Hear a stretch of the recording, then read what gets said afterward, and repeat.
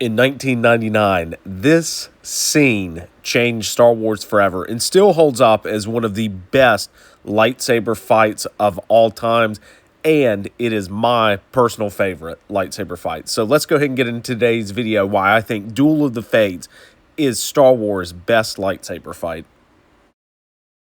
It had been 16 years since we had seen Star Wars on the big screen since Return of the Jedi. So to say that we were excited to see Star Wars back in theaters was an understatement. So with the release of Star Wars Episode 1, The Phantom Menace, came a marketing campaign like something we had never seen before or really even after. So Star Wars Episode 1 Phantom Menace had a huge marketing campaign with fast food companies like Pizza Hut, KFC, and Taco Bell with the toys that were released. So it got everybody hyped for the release of the movie. So these toys and tie-ins with the fast food companies was amazing. Pepsi also had their own campaign with the collectible cans. So I vividly remember getting the Jar Jar Binks and the Darth Maul Pepsi can. So that campaign was so nostalgic. The toy line was huge as well. So you had different toys from Hasbro. I still have my Star Wars Episode 1 Naboo N1 Starfighter. I just have to get it out of storage. So I love that toy line. It's so nostalgic, especially with the Vulture droids from the Trade Federation. It is just an awesome time to look back. And the Lego sets for Star Wars Episode 1, The Phantom Menace, were just awesome. You had different sets like the Pod Racers. You also had the Gungan sub and the Naboo N1 Starfighter set with the Sith Infiltrator. So these Lego sets are still highly sought after by collectors like yours truly himself. So the hype surrounding Star Wars Episode 1, The Phantom Menace was out of this world. So why this lightsaber duel works so well is just because of the gravity of what is to come. So when you first see Darth Maul come on screen, he is calm, cool, collected. He doesn't say a word. Also, when you look at Qui-Gon Jinn and Obi-Wan Kenobi, they don't back down from the fight either. So you know that the gravity of the situation is about to change the Star Wars galaxy forever. So this was the first ever time that we had seen a lightsaber duel of this magnitude. When he ignites that double-bladed lightsaber and you get to see Qui-Gon Jinn and Obi-Wan Kenobi go on the defensive, this fight really just is perfect in every way, from the choreography to the music to everything in between.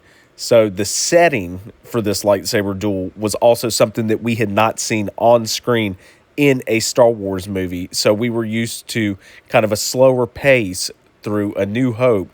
Empire Strikes Back kind of upped the tempo, and then Return of the Jedi as well with Luke Skywalker. But you were seeing things like choreography and some really mixed martial arts that you had not seen on screen in a lightsaber duel, and it's just perfect.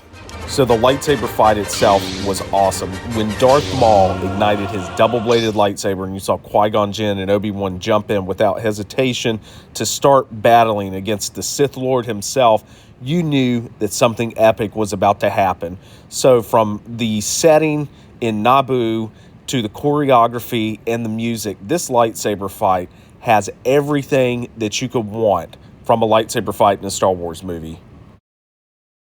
And the reason this lightsaber fight works so well is just because Darth Maul doesn't say a word. He's calm, calculated, and just cunning with his double-bladed lightsaber, and has some of the best moves that we've ever seen in a Star Wars movie.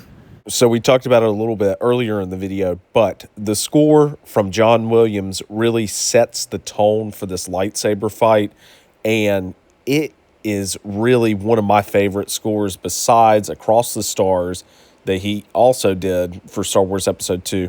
This score has everything you would want in music. It has the crescendo, has the payoffs, hits the notes at the right time when you're watching this lightsaber duel unfold in between the two Jedi Knights that will set the stage for the galaxy of what's to come for the Star Wars series.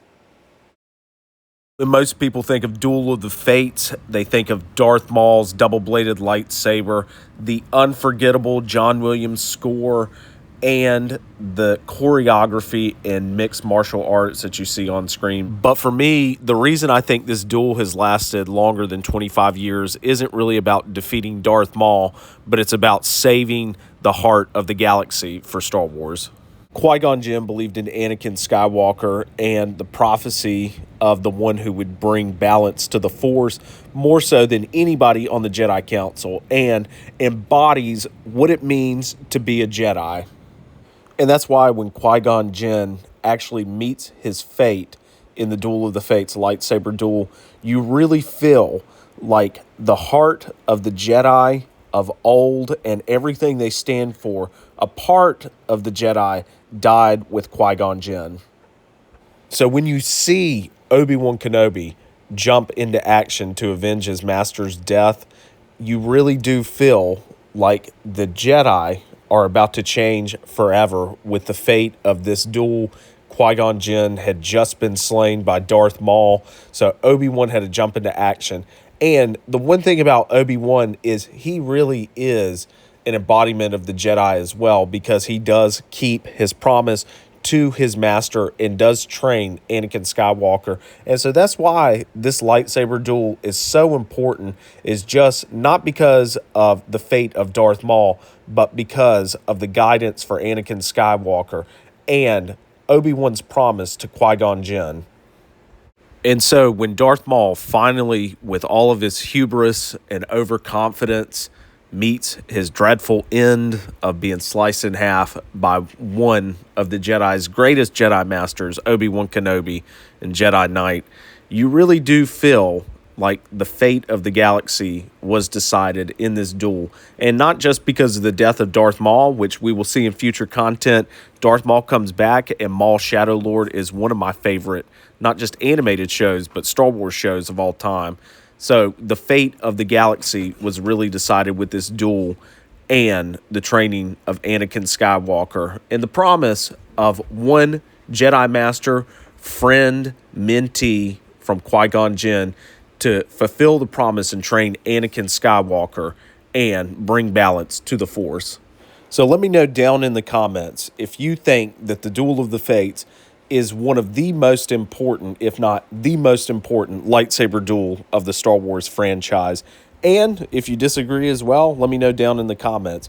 So if this is your first time here, welcome. Hit like and subscribe to DizWizDollars for more Star Wars nostalgia and collecting content. I put videos out like this every single week. So stay tuned for future content like my Galaxy collecting series that I'm starting.